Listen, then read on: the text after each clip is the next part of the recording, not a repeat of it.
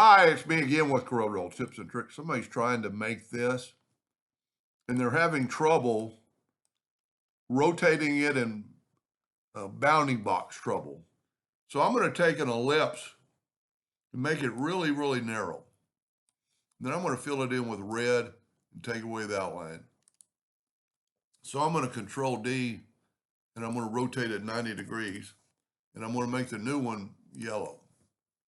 Now I'm going to select both these and I'm going to blend them 400 times and I get that.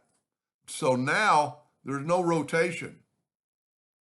So what you have to do is go up to Bitmap and convert it to a bitmap. And as long as you're using your same color mode, it'll do that.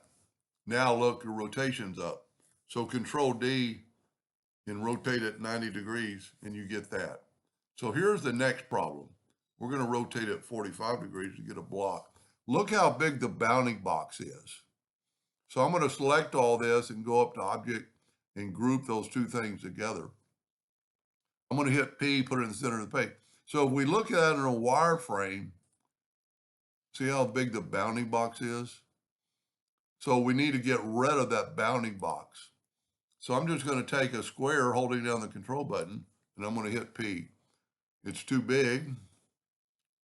So I'm going to hold down the shift key and lower it inside. It can actually be smaller. I'm going to go ahead and make that blue just because I like to. Now, I've got to select way out here to get the bounding boxes. So I've got two objects selected and I'm going to go to intersect. So now I have something without the big bounding box. And we'll make that, let's make it 4 inches. Change our nudge factor to 4. And there's several ways to do this. You could flip that one and get a different look. And then you could hit the plus key and hit it twice and then Control D. And look at the difference in the appearance. Then I'm going to hit the plus key. And you could actually, I don't think it'll make a difference, but you could see that doesn't even make a difference. But that does.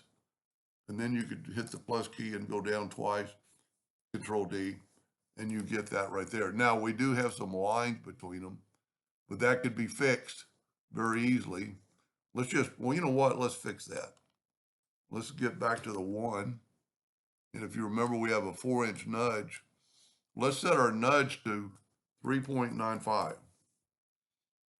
Hit the plus key, and then see this time I'm not going to mirror them. And I got rid of those lines because they're overlapping now. Pretty cool effect. I like it. Anyway, I hope that answered his question and helped somebody in the future, and thank you for watching.